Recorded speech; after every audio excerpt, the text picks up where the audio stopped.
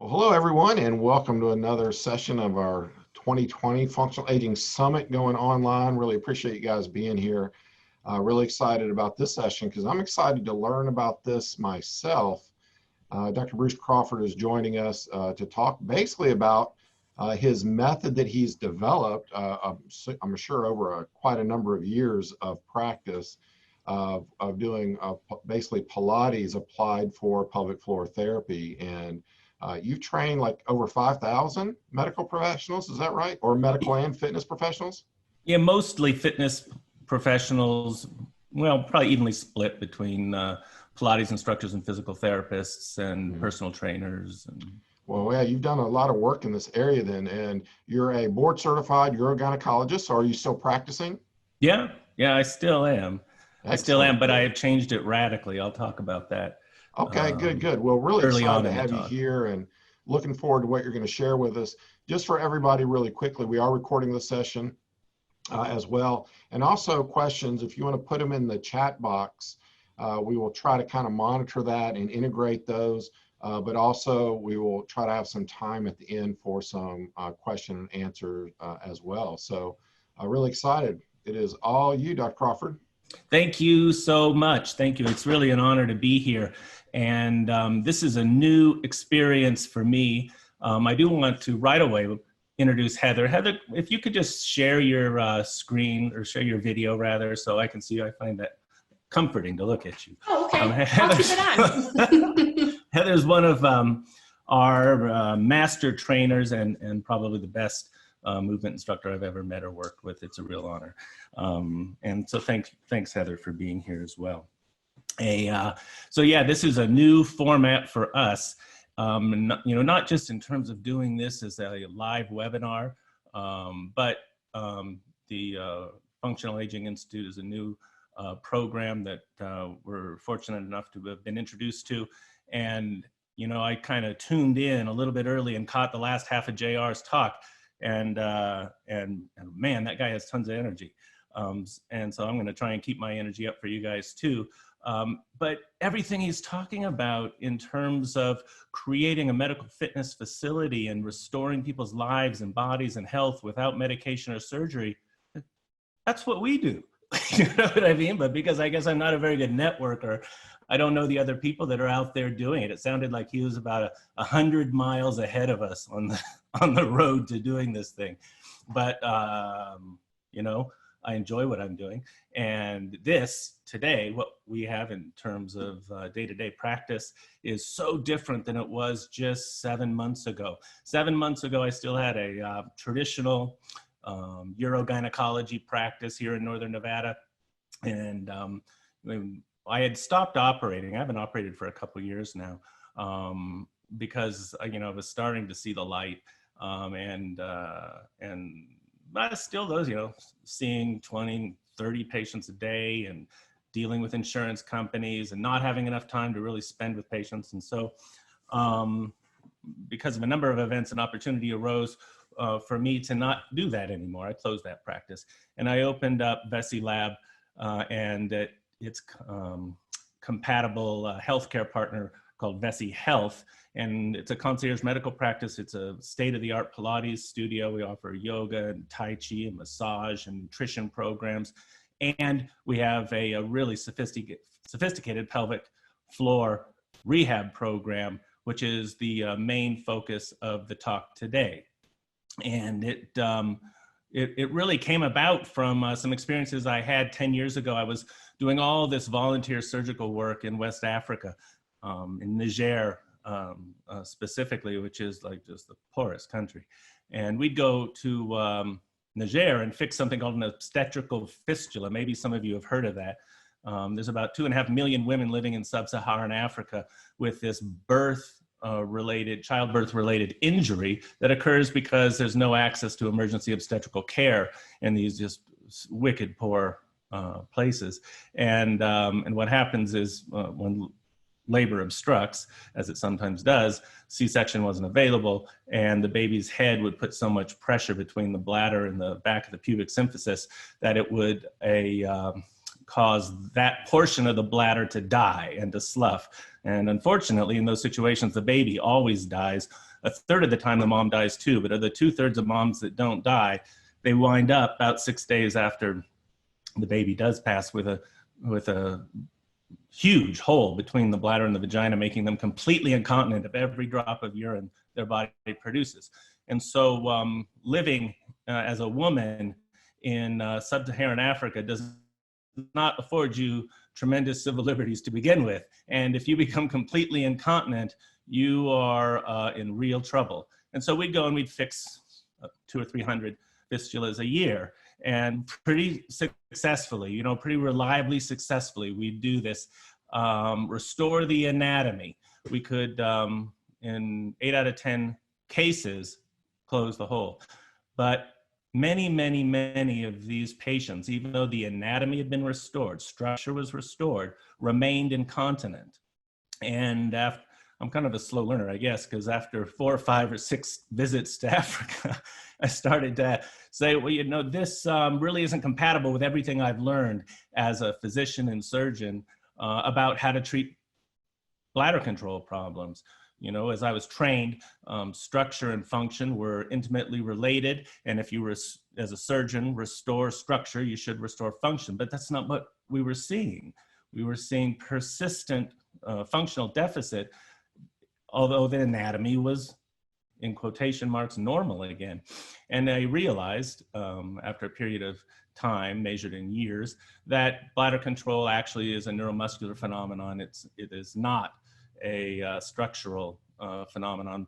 We used to always think, oh, this is related to urethral support or bladder support. And although that may have some influence, the main factor that determines somebody's ability to control their bladder relates to the neuromuscular function of the pelvic floor and the components of the pelvic floor that lend themselves to the urethral sphincter, the smooth muscle and skeletal muscle component of the urethra that keeps the pressure in the urethra greater than the pressure in the bladder. And if you have that situation, the urine stays in the bladder until you can find a socially appropriate time to empty the bladder.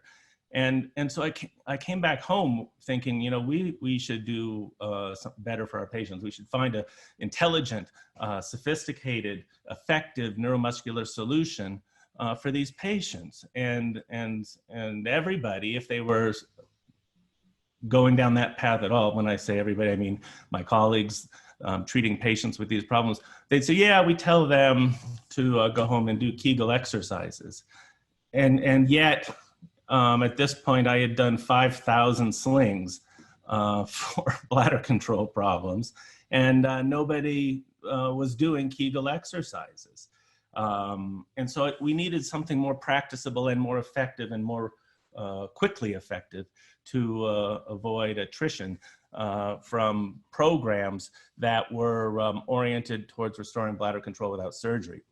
Now, we have had physical therapy programs, sometimes called pelvic floor therapy, for bladder control that involved using biofeedback to show people on a screen, usually while they sat in a chair, what their pelvic floor muscles were doing.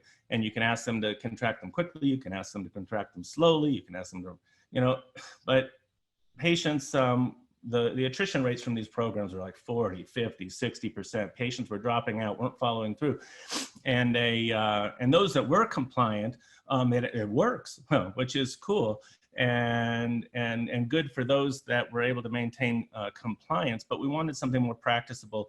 And it became apparent to me that the pelvic floor muscles were an element of the core muscular system and were muscles of movement. And muscles of movement are best trained using movement. And so we wanted to devise a method of movement that was more practicable, and so I started talking to people I could collaborate with about how we might do that. And few of the people I reached out to even knew what the pelvic floor was. Pilates instructors seemed to understand what the pelvic floor was, and we finally wrote a protocol that allowed us to study 120 personal training, yoga, and mat Pilates movements using a system of video EMG synchronization, which I'll explain in greater detail, to determine which movements provide passive engagement of the pelvic floor. That is to say, that make the pelvic floor muscles contract, whether you can do a Kegel exercise or not. And it was quite laborious to collect all this data and to analyze all the data, but ultimately we were able to find a series of 10 movements that we felt were safe for people to do and that were effective at providing passive engagement of the pelvic floor. And originally it was just going to be for my patients. And then someone said, well, you should make a video. Maybe other people want to do it. And so I kind of go overboard on things like this. And I made a video and distributed thousands of them, thinking now I'm done. Everybody's going to do this perfectly. And that, of course, was wrong. Nobody did it perfectly. And so I was lamenting that. And it was suggested, well, what you need are instructors. You need to train some instructors, them plus the video, then everybody will do it perfectly. And so now we've trained 5,000 instructors all over the world. We have 1,000 in Japan. And in fact, this month they're doing the first online Pilates certification. The method's called Pilates, Pilates. And they're doing their first online certification with 100 participants in like a week or two. I know, can you believe that? And so it's really grown tremendously over the last 10 years. And since that time, we've turned the methodology we used in the original experiments of monitoring multi-channel EMG synchronized to a video image. We've turned that into a clinical instrument and now can customize people's programs. We just use that every single day here at Vessi Lab and Vessi Health. I'm going to try and share my screen so that we can look at some slides, if I can. It's saying that the host has disabled my screen, but maybe if I just do this, you guys can, I trust you guys can see this now. I don't know. Heather, were you able to see the screen when I just had it up, the slides? I'm gonna try one more time. Let's see. So anyway, if the host is still with us, it says host disabled participant screen sharing. So am I going to be able to show some slides here? Or? Yeah, if you just hit the green share screen button, it should pop up a window to allow you to choose the window you want to show. Oh, okay, I'll try it again. Still, every time I hit the green button, it says host disabled participant screen sharing. Well, here we go. Try it now. I will try it again. Yay, that's much better. There we go. Thank you. You're welcome. And so let's see, let's share some slides and do a slideshow. Cool. And so now it's like a whole thing, and it's because I opened an email 12 years ago and wound up in West Africa. Now my whole career has changed. I don't operate anymore. I don't have a traditional urogynecology practice anymore. And I am just absolutely loving what we're doing now. And so integrating the fitness aspect of what I've been working on for the last 12 years with a concierge medical practice has been awesome. I have time to spend with my patients. I'm only taking 100 patients, and they have access to a really wonderful array of fitness and nutrition programs, in addition to house calls from us and telehealth and a whole bunch of other stuff. And so one of the things that we've realized, I don't want this just to be a big infomercial for Vessi Lab and systems and the Pilates program, although I do want you all to come and take the certification we're doing July 25th. Write that on your calendar, Heather, if I haven't shared that date with you yet. We're going to do a online 8-hour certification, and it's should be spectacular and convenient. I have to commend all of you for furthering your education despite the difficult times that we're living in right now. Despite that adversity, you guys are thinking, how can I improve myself? How can I make myself more useful and valuable to other people? And how can I better my career?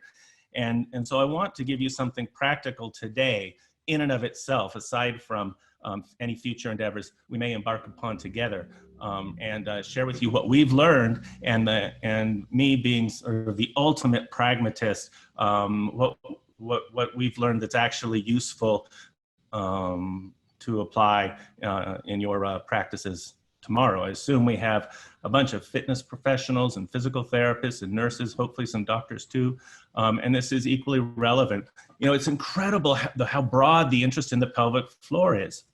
Since I've opened Vessi Lab, we get referrals from urologists, certainly, and OBGYNs, and those would be the sources of referrals I'd expect, but we're getting referrals from radiation oncologists that are treating rectal cancers and anal cancers and colon cancers. We're getting referrals from gastroenterologists for patients with bowel control problems.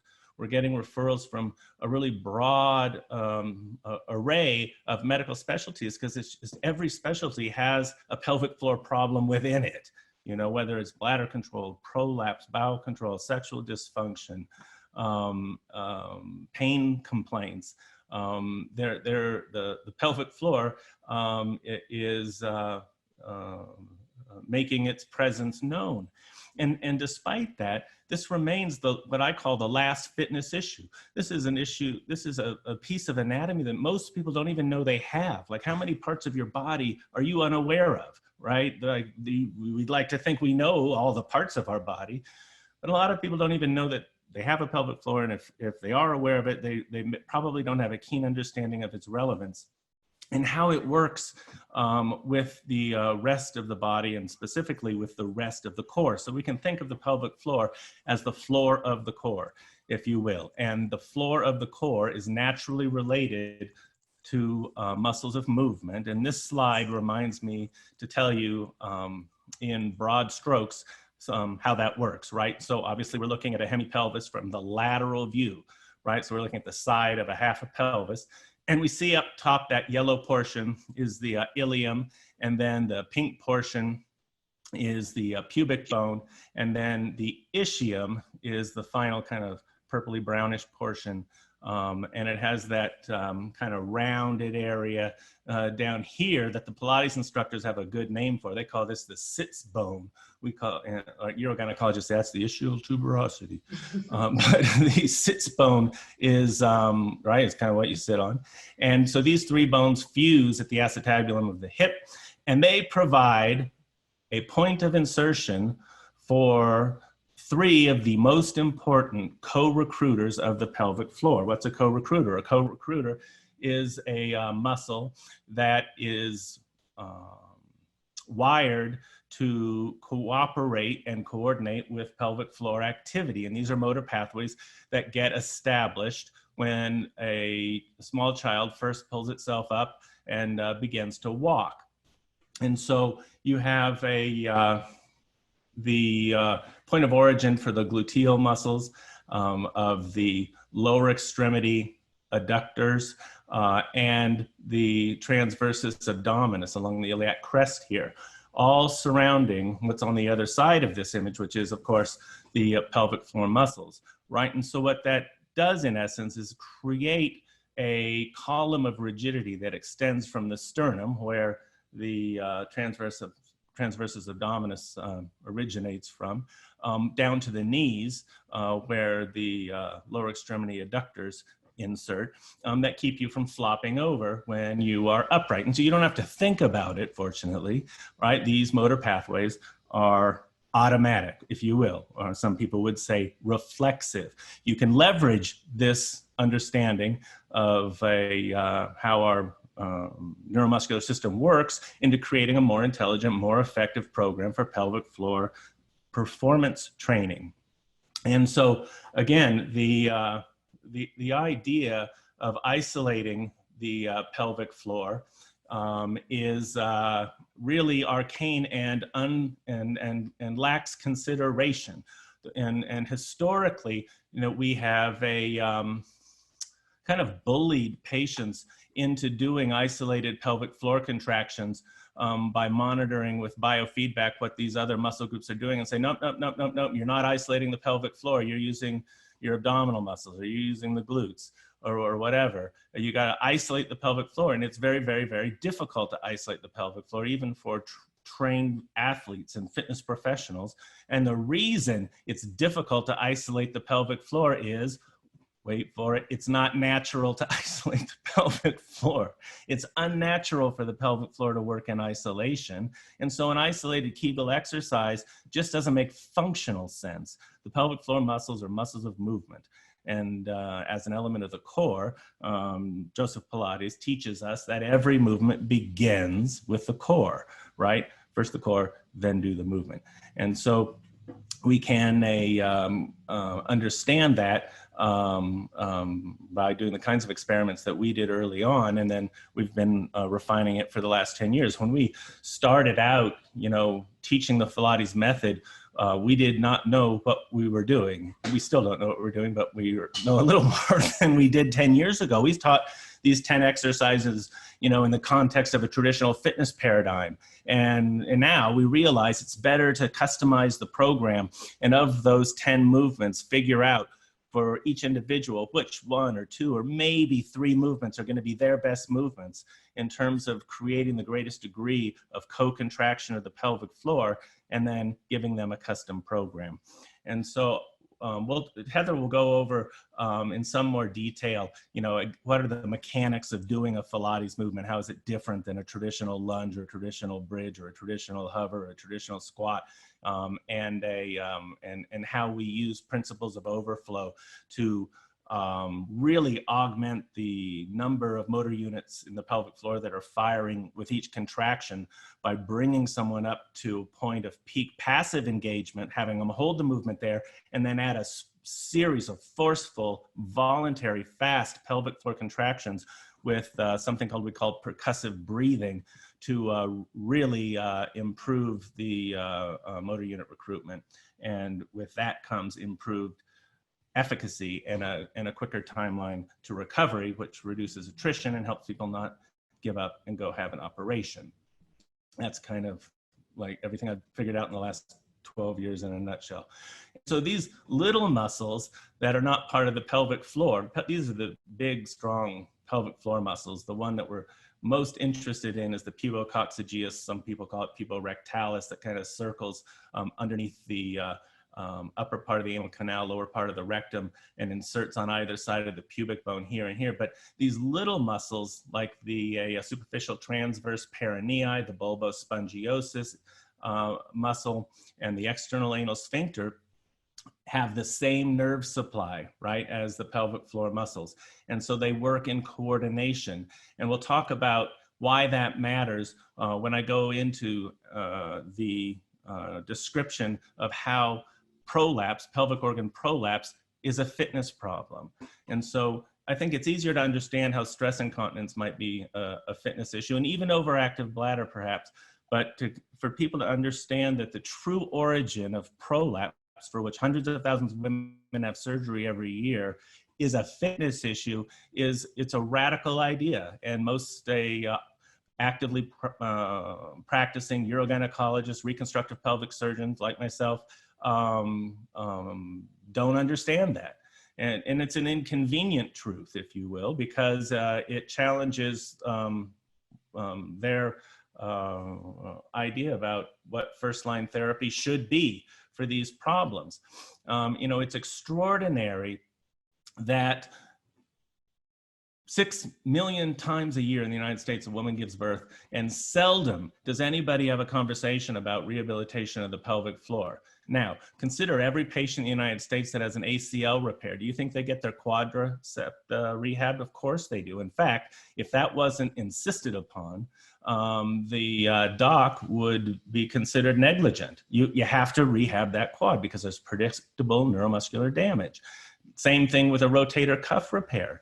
You go to rehab. But 6 million times a year, a woman puts somebody's head in her vagina, and the pelvic floor doesn't get rehabilitated. And it's just complete oversight, and I think gender bias, that dictates this. The there's predictable neuromuscular injury to the pelvic floor with vaginal birth, and there's a lot that can be done to optimize recovery within that first 6-month window after childbirth, but especially during the first 6 weeks after vaginal childbirth. And so I really consider those patients, the near postpartum patients, to be sort of the holy grail of what we want to provide for with this method. And ideally, educating them about the availability of this method before they give birth, so that when the baby comes, they don't have to start from scratch. When a new mom brings her first baby home, I can assure you she's not thinking about her pelvic floor, right? She's nervous about having a baby. Just learning how to give the baby a bath is a major challenge. When we brought our daughter home, I was practicing a real traditional OB/GYN practice in those days, delivering babies all the time. But when we brought our daughter home, I gave her a bath for the first time. It took me 45 minutes and I'd have a drink afterwards. It was very stressful for me. And so we need the fitness advocates that to say, I know you're not thinking about this. We've discussed this ahead of time. I got your back. We've defined your program. These are your movements. And we need you to get started as soon as practically possible. And some might say, well, don't women have to rest after having a baby? Isn't it unsafe for them to be doing any sort of physical exercise? Nonsense. Where does that come from? For some reason, healthcare providers have this almost irresistible urge to tell women to get in bed, especially during pregnancy, but afterwards too. It just makes them feel better. There's no clear evidence that bed rest delays preterm labor and delivery, but we still tell women with preterm contractions to get in bed. We know it causes bone demineralization and depression and increases their risk for deep vein thrombosis and pulmonary embolism, but we still tell them to do it because we can't think clearly and we can't think in a data-centric fashion. Likewise, the time to begin a rehabilitation program after a neuromuscular injury is : fill in the blank. You guys already know the answer to that, right? It's as soon as practically possible. Why? Because within 96 hours of a neuromuscular injury, you're already developing skeletal muscle atrophy. And that's what we want to avoid. And it begins very quickly. So the time to begin a program of neuromuscular recovery is as soon as practically possible, with a single but very important caveat that if a woman during childbirth sustains a 3rd degree or 4th degree perineal laceration, which means that there's a tear or an extension of an episiotomy into or through the external anal sphincter, which affects about 1% of delivery of women giving birth vaginally, then you have to wait. You got to wait 6 weeks. Because when that sphincter gets put back together, the repair is tenuous in the best of hands, and you need that anal sphincter to be in continuity to maintain bowel control. And so it's unfortunate that for that 1% of women that have delivered vaginally, they can't embark upon a program of pelvic floor rehabilitation. But right now, pretty much nobody is. And so we can bring something very useful and essentially no risk to the 99%. And we should be doing this. And it's really an opportunity to become a champion within your area, because these problems are just massive in terms of their impact on quality of life. Overactive bladder, which is a form of urinary incontinence, is second only to major depression in terms of its impact on quality of life. And loss of bladder and bowel control is the #1 factor associated with the decision to put an elderly woman in a nursing home. That is astonishing that we don't talk about this. When I tell patients this, they just look at me with their mouth gaping open, like I had no idea. And the fact is that families can put up with a great deal of cognitive decline before they decide to put grandma in a nursing home. But if she loses control of her bowel and bladder, it crosses a cultural threshold. It's the same thing we saw with the fistula patients in Niger. if you are incontinent to that degree, the family is really challenged to put up with it. There's something so repelling about the smell of stale urine that these patients, these people, will be ostracized and sacrifice their financial security, their physical security, their relationships, and we see the same kind of cascade of negative consequences in the United States among the elderly, as we saw in West Africa among the younger fistula patients. So anyway, what we're looking at here is a lateral view of the female pelvis, right? And so here's the pupil. Let's take a little tour here. Here's a pubic bone right here, and then this is the urethra and the bladder sitting right here behind the pubic bone, and this is the uterus, and this is the last part of the sigmoid colon and the rectum, and here's the anal canal, right? This is the perineal body, super important structure that exists between the anal canal and the vagina, which is right here. So if we follow this white line, which represents the anterior wall of the vagina, the top wall of the vagina, it runs under the urethra, under the bladder, and it represents a denser connective tissue that then surrounds the uterine cervix. And then that same connective tissue comes down the back wall of the vagina and integrates into the structure of the perineal body. And so it's kind of one weird shaped piece of connective tissue that doctors call fascia. And it's not super duper dense like the abdominal aponeurotic fascia that you fix if someone has like a umbilical hernia or a ventral hernia. It's not quite that collagen dense. It has more smooth muscle, but I think the gynecologists were jealous of the general surgeons and they wanted some fascia too. So they call this pubovesical cervical fascia. And it is structurally important because it supports the position of the urethra and the bladder and the uterus and the rectum in the upright person, in the upright woman. And if that structure is damaged, then a problem called pelvic organ prolapse occurs. But the thing is, real people aren't like this slide. Real people are three-dimensional. This slide's two-dimensional, right? And so I need you to do a little mental exercise right now. We can do it together here. And imagine we're going to surgically remove this piece of connective tissue from the top of the vagina, where the uterine cervix is residing, all the way down to the opening of the urethra. Just this one portion of the pelvic fascia. We're just going to surgically remove this, take it out, and we're going to hold it in our hand and look at it. Okay, so now that you've accomplished this, I want you to tell me what a shape that piece of connective tissue is. It's not a line, right? It has three-dimensionality to it. What is the shape of that piece of tissue? And I'll give you a hint.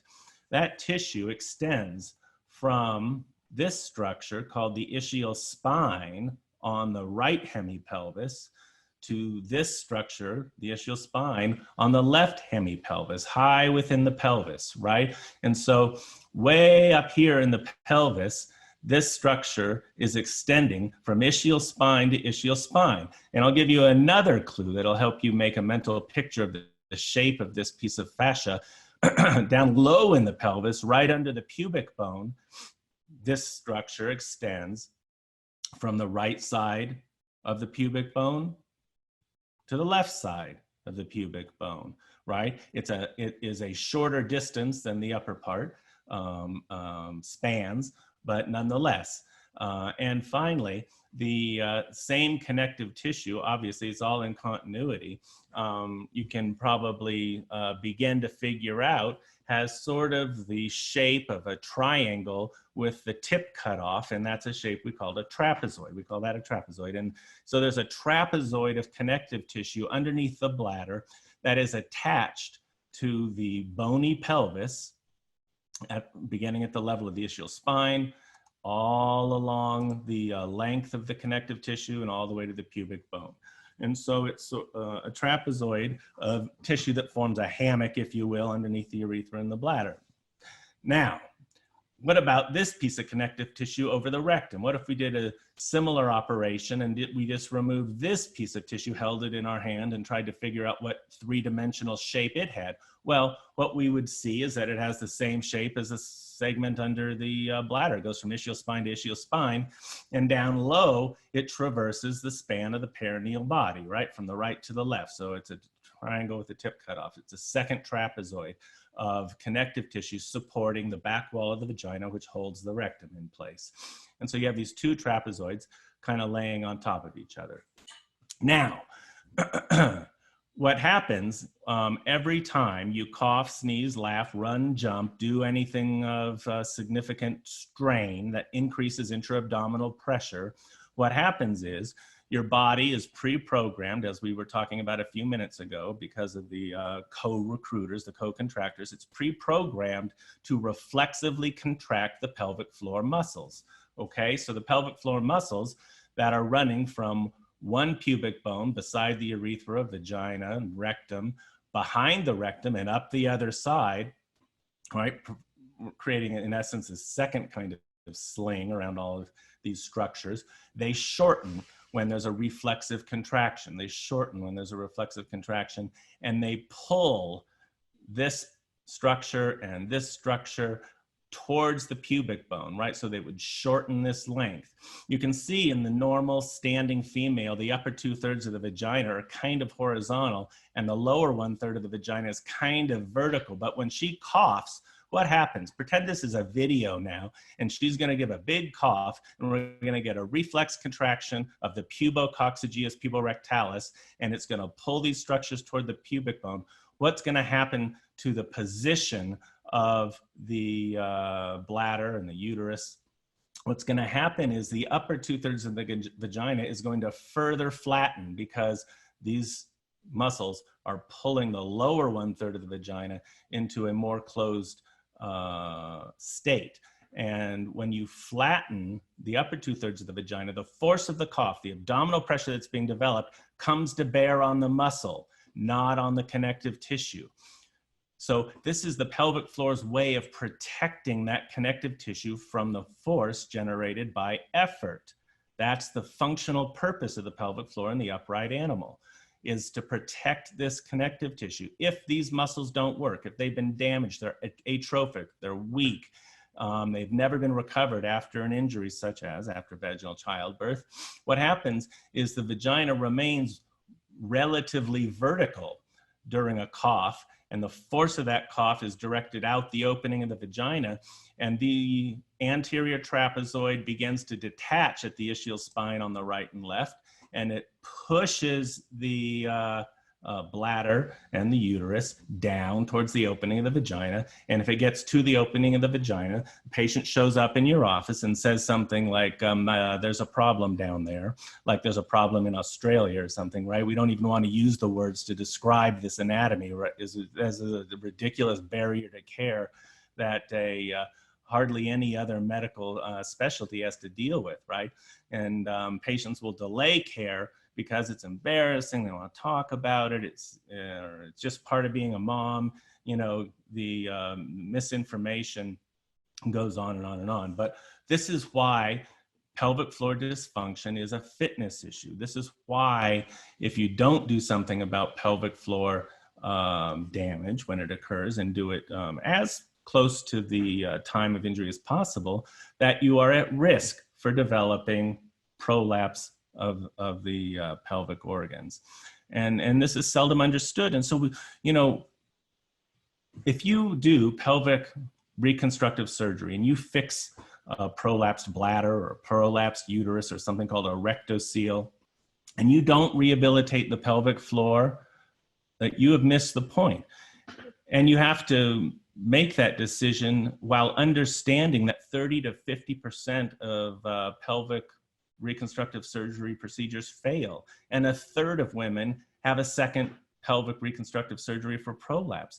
I think those numbers are begging us to say, why is this happening? Why is it failing so much? And what happened in the 1990s is medical device industry went to doctors and they said, you know, we noticed that your surgeries are all failing, and what can we do to help you with this? And the docs that really didn't have this kind of insight into the true mechanism of prolapse said, well, the problem is the patient's tissues are weak. This is such a classic example of blaming the patient for physicians' own failures. And the medical device company said, well, so what you need is stronger tissue. And the surgeon said, yeah, we need stronger tissue. And they invented the permanent synthetic mesh that has caused no end of trouble ever since to be used, because yeah, it's strong. You could lift up a car with it, right? But you know, there were pain problems and erosions and infections and functional consequences for many patients that, you know, resulted in the, you know, lawyers putting advertisements on television so that they could sue the medical device industry, which had already made, you know, 10 times more money than they'd ever pay out in legal settlements. And so it was a big success story, right? That's the reality of it, right? That's the reality of why pelvic floor repairs fail. Hopefully, in your mind, this is something like what you were visualizing, this trapezoid of connective tissue that needs to be repaired, or needs to be protected. And the way to do that is by making the pelvic floor work properly. You guys now know something that not 1 in 100 doctors know. And what really matters is if you take this information as inspiration to do something about it, to gain the knowledge about how to apply a method of pelvic floor rehab so that this doesn't happen. This patient showed up in my office. She's had a hysterectomy already. The cervix used to be here, but her vagina is completely turned inside out. And I'd see about 1 case a month this severe. It's as if you reached inside a sock, grabbed a toe and pulled it out through the opening. She's had complete detachment of the anterior trapezoid, which is under this portion of the vagina that's exposed, complete detachment of the posterior trapezoid, and complete eversion, if you will, of the vagina. And all the Pilates in the world isn't going to fix this, as you might glean from the fact that this picture was taken to in the operating room. I had to fix this. And this is a urinary catheter going in the urethra. But you know what? How did it get this severe? Why did the patient wait to come in for so long? These are the barriers to care that we need to break down by talking about these problems in an unabashed way. We have to have the courage to use the language and ask the questions, because these problems are affecting people's lives, and fixing this is not a small operation. This is a big deal. And not to mention, as we started out this little talk by saying, replacing structure, replacing the anatomy does not necessarily imply restored function. After this kind of radical pelvic reconstructive surgery, what do you think the chances are that she is without sexual complaint or has perfect bladder control, right? Many of these patients remain functionally impaired despite the anatomy being normal, right? So that makes a pretty good argument for primary prevention, which is really what we should be doing, and what we have the means to do. But the incentive structure of the healthcare industry discourages us from doing it. And that's wrong. You can get upset about it and mope about it, or you can do something about it. You can become an educator, and you can provide intelligent, sophisticated solutions like the Vesey-Pilates method, and they help people not get here. Certainly it can't get worse than this, right? Wrong, it gets worse than this. This patient was brought into my office, sorry about these peek and shriek slides, but I'm trying to make an impression. Same kind of vaginal prolapse, but she's also prolapsing her sigmoid through her anal canal. And that was only discovered after her daughter looked under her nightgown. That took years to evolve. And yet nobody brought it to a physician's attention.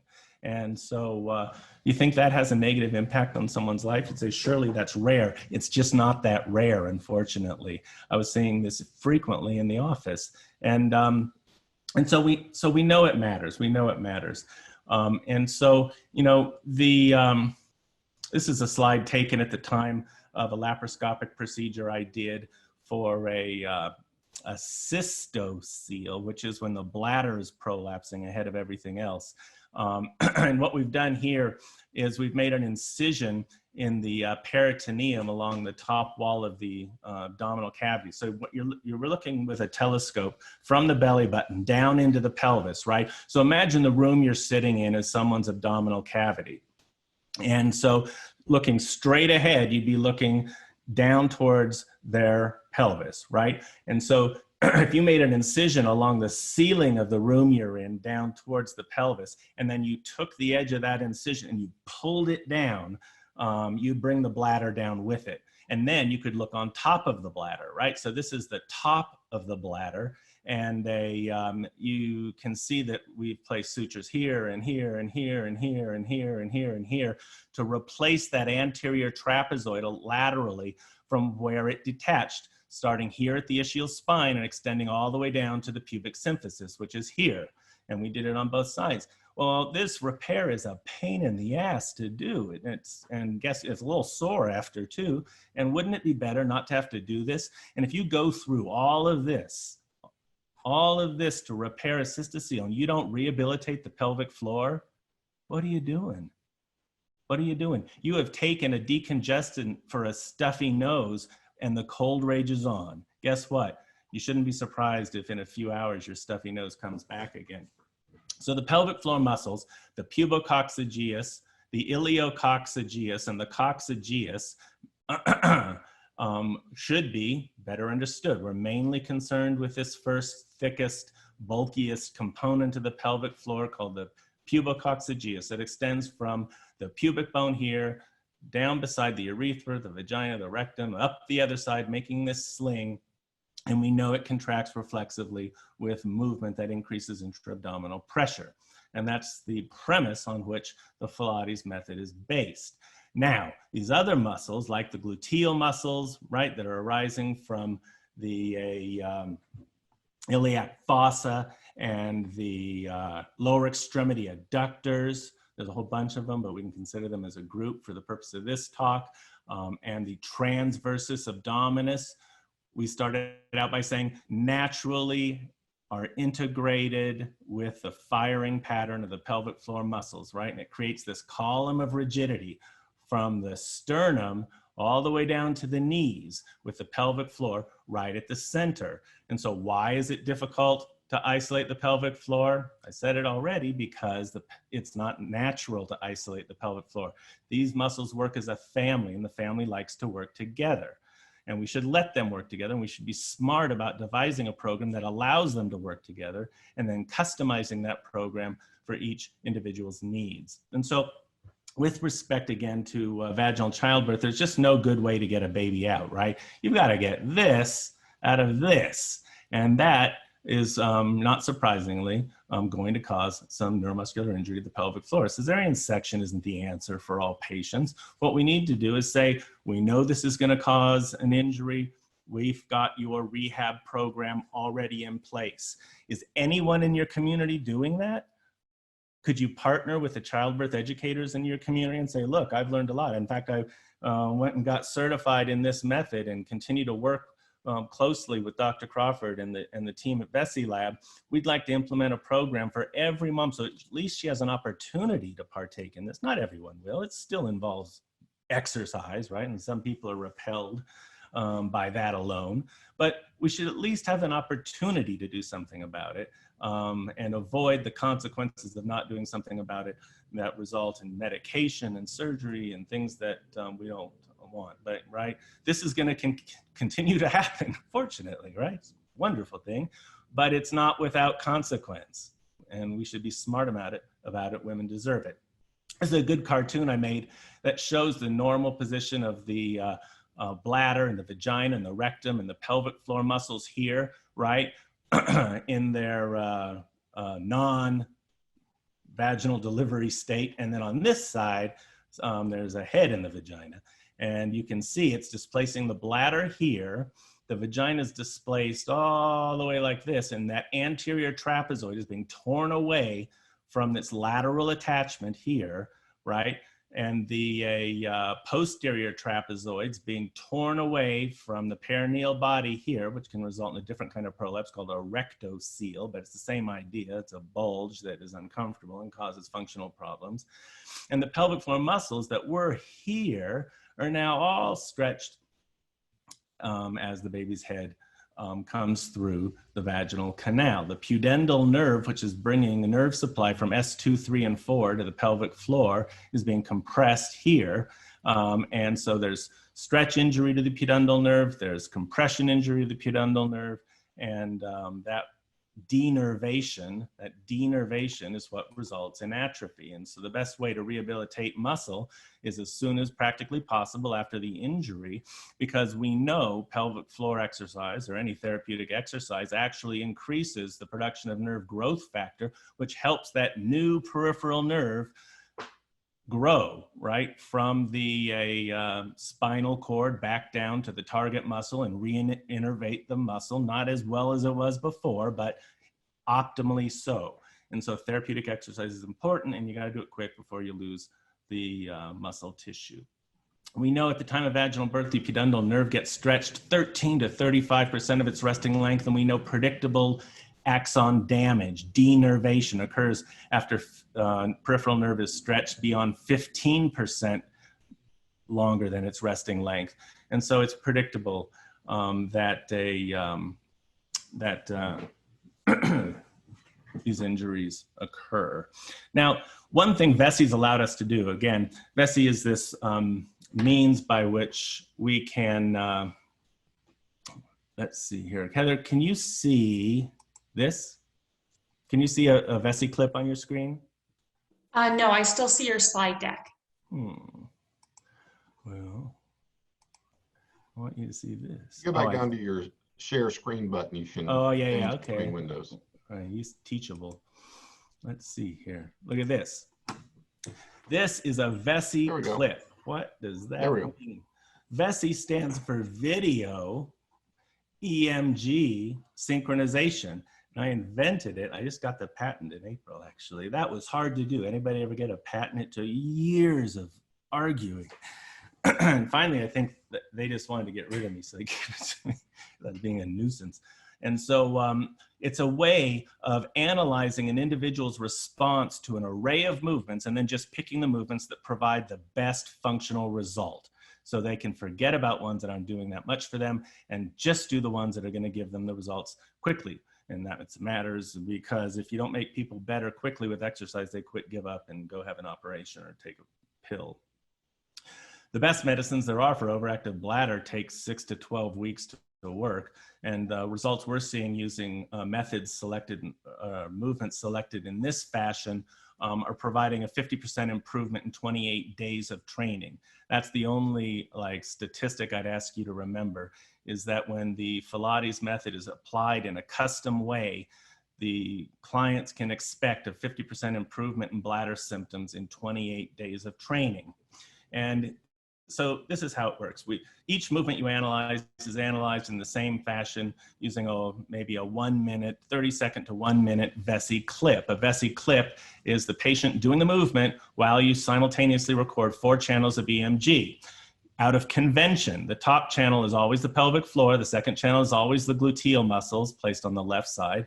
The third channel is always the abdominal muscles, really trying to target the transversus abdominis. And then the final channel is the lower extremity adductors. So the 3 main co-contractors in the pelvic floor.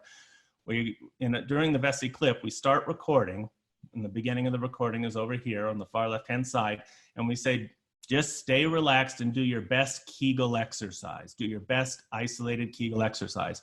And then when they do that, you should see the pelvic floor channel react. And so this person can do a pelvic floor contraction, and here it is. You can see my cursor, can't you, Heather? I'm trying to circle the Kegel. This is what she's able to achieve with her best Kegel exercise. And then you have her do a series of repetitions followed by a sustained hold and then the pulse.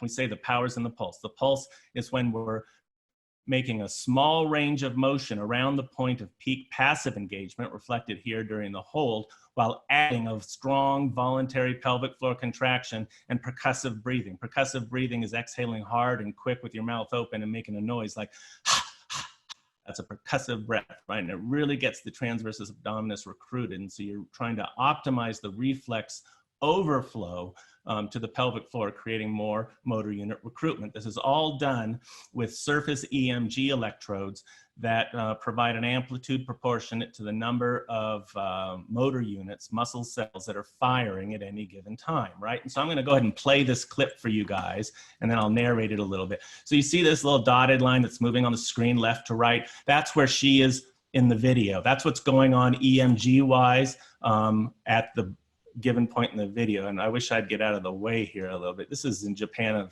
while back. I forget what city, maybe it was Korea, I don't remember exactly. But and so now she did her Kegel, she's getting ready to do, and she's bridging, okay? So she's coming up to the top of the bridge, the balls between her knees providing progressive resistance to the lower extremity adductors.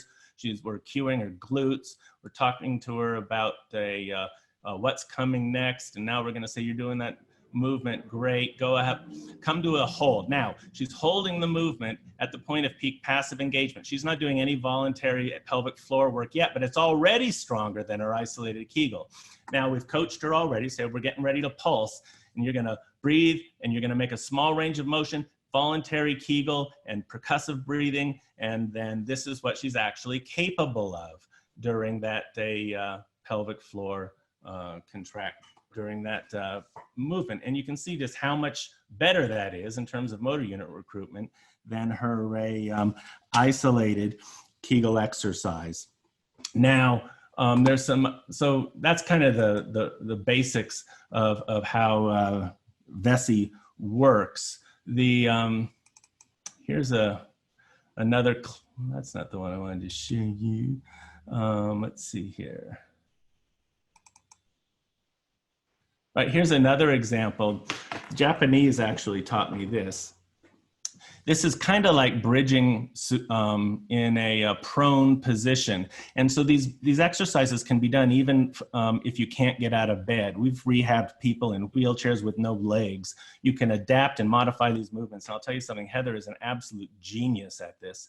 And I'm gonna stop talking in just a second and let Heather go through a couple of the movements, but I do want to just explain this clip. And so what they're having this client do is while a prone, do her Kegel, which we always do the clip the same way, there's her isolated Kegel, and now she's going to do a pelvic curl into the floor, right? She's just using the floor as a point of resistance to curl her pelvis and not trying to add a voluntary pelvic floor contraction at all, but just getting the movement down. And then here's this portion here is going to be her sustained hold. And so you can see that even without trying to do a voluntary pelvic floor contraction, she's achieving about the same level of EMG activity for the pelvic floor by just doing the movement. The passive recruitment of the pelvic curl against the floor, right? Holding, now she's going to pulse the movement, add that voluntary contraction while doing the movement, and you can see she's achieving 200–300% greater pelvic floor activity per contraction. And that roughly translates to 200–300% greater motor unit recruitment per contraction. And that means the program's going to be more efficient. Is going to be more efficient. And so, you know, it looks like it's we have about 10 minutes left, and we're cautioned not to go over. Heather, do you feel like you could go through one or two movements just to kind of show how the movement's done? And it would be basically the same way we do it if we were in the lab. And then if we have a couple minutes left at the end, I could answer questions. I will give you guys my personal email address. If you're interested in attending our certification in July, you'll find it very, very interesting. We'll demo the VESI lab with a live subject. And you can pick out experiments you want to do to see if what you're currently doing is good for pelvic floor or how you might make it better.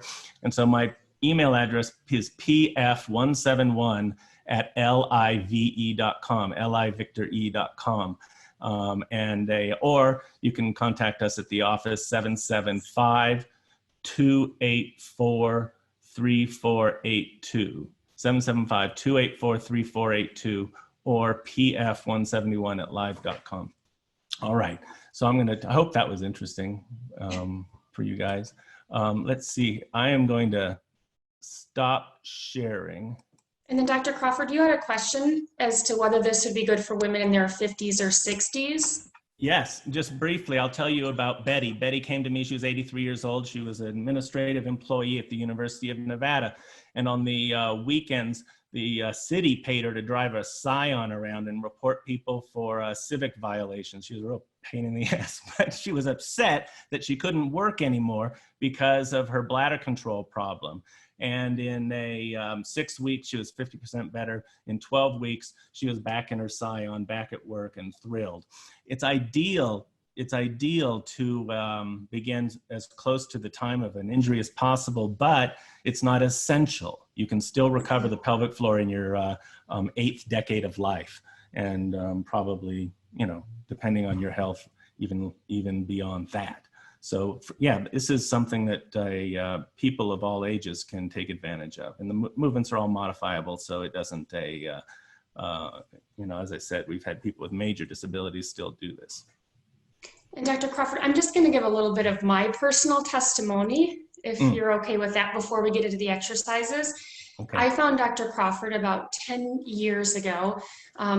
After I had had pelvic floor nerve damage during the birth of my son. I was incontinent after that. I had lost sexual functioning over time, even though I'd been doing traditional Kegels. It was not helping. So over time, I eventually developed prolapse, and actually all forms of prolapse, to the part where my upper vaginal vault was starting to fall. And I was desperate. I was completely desperate. I found Dr. Crawford was doing a workshop in Chicago. And I'm like, I have no idea what this plyometric pelvic floor thing is, but I haven't heard of it and I haven't tried it, and I'll do anything to try to avoid surgery. So I have completely been able to avoid surgery and have not had any surgery at all. I have completely regained continence of bowel and bladder both. I can even jump on a trampoline or a rebounder when I have to go to the bathroom and not pee my pants. And then I've also regained sexual functioning. So you're never, in my mind, too far gone unless you're the woman in the pictures that Dr. Crawford showed earlier. But it's never too late to work on this. And my son was 5 years old when I found Dr. Crawford. So I'd already been enduring all of this for 5 years.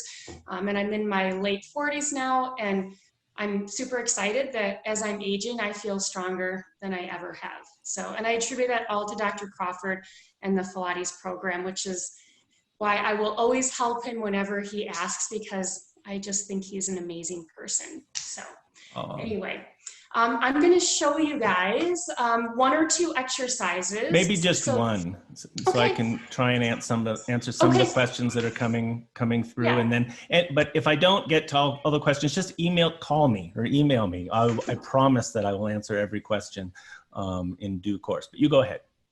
And Bruce, go ahead and put your email in the chat box too, so people can have that. Oh, chat. Okay, go ahead. All right, one of the exercises that is a very high yield exercise, meaning when people go through the VESI, this is one of the exercises that tends to be one of their top 2 or 3. And this is across the board. I know Dr. Crawford and I both see males at our clinics and our studios as well. So whether it's a man or a woman that's coming in to work on their pelvic floor, this is one of the exercises that tends to be a really popular one that people get a lot of benefit from. I'm in a kneeling position. I'll just turn so you can see me from the back. My feet are touching. I'll come back to the front. On this exercise, we go into a hip hinge and we sit back onto our heels. Now as we come up into hip extension, I'm trying to pull my legs in, almost like I'm pretending like I'm crinkling the mat up in between. I'm contracting all my co-recruiters, my glutes, inner thighs, my pelvic floor, and my abs. I relax as I go back into my hip hinge, and then I contract as I come up. So we inhale on the way back, and we exhale on the way up. And you can modify this, and if you choose to do the training program, we go through multiple modifications for all 10. There's also ways to progress this and make it more challenging.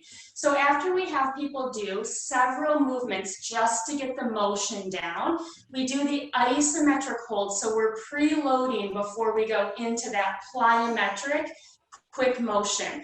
And this is when we're really trying to incorporate the breathing. I take my inhale. As I exhale, I do my pelvic thrust.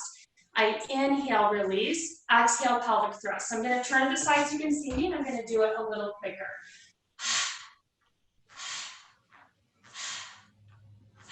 And as I'm thrusting, that's when I'm trying to get more pelvic floor activation. So even though the pelvic floor naturally works during that pelvic thrust, we want to exploit that more by intentionally trying to get a deeper contraction when we're in that peak plyometric phase, so we get more force production and more fast twitch muscle fiber activation. So all the exercises have a motion, an isometric hold, and then we go into the plyometric component. And they're very functional. We have kneeling ones, we have sideline, we have supine exercises. So it's designed to help translate into other movements that you would do in everyday life as well. Is that good, Dr. Crawford? That was awesome. That was awesome. Thank you so much, Heather. Listen, if you guys ever get an opportunity to work in any workshop with Heather, jump on it. She is really just a marvelous talent and a kind person. So thank you for that. You know, I just added to the chat room an article published through the University of Toronto looking at the effects of Pilates in the incontinent male after prostatectomy. It was a randomized controlled trial that showed that Pilates was 50% better than traditional go home and do your Kegels. And so you guys feel free to download that from the chat and take a look at it. And you don't have to be a certified Pilates instructor to take the course.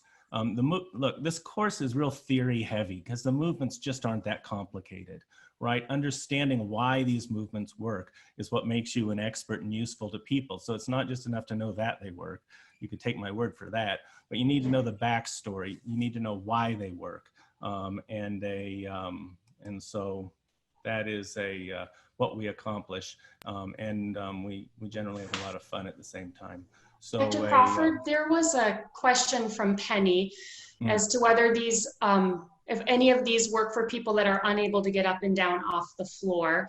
And I will tell you, yes, that was one of the things. We have a whole supplemental manual that you'll get when you go through the training program. And a lot of the upright exercises I ended up creating later on when I started implementing this at my studio, because I had people coming back and I would inquire as to, you know, are you still doing the exercises? And I had one woman in particular that said, no. And I said, okay, what is the limiting factor? She said, I hate being on the floor. She was totally capable of getting up and down off the floor. She just didn't like to be on the floor. So I went through and did a whole series of exercises where we incorporate the Pilates work in an upright position. So yes, you can definitely do this with people that are unable to get up and down off the floor, whether it's a physiological reason or they just don't like it. For sure. What else? Anyone can unmute, ask a quick question. We have a couple of minutes left. Well, I got a question for you, and this is kind of in the the business side of things, really. You know, for individuals you're looking to help people.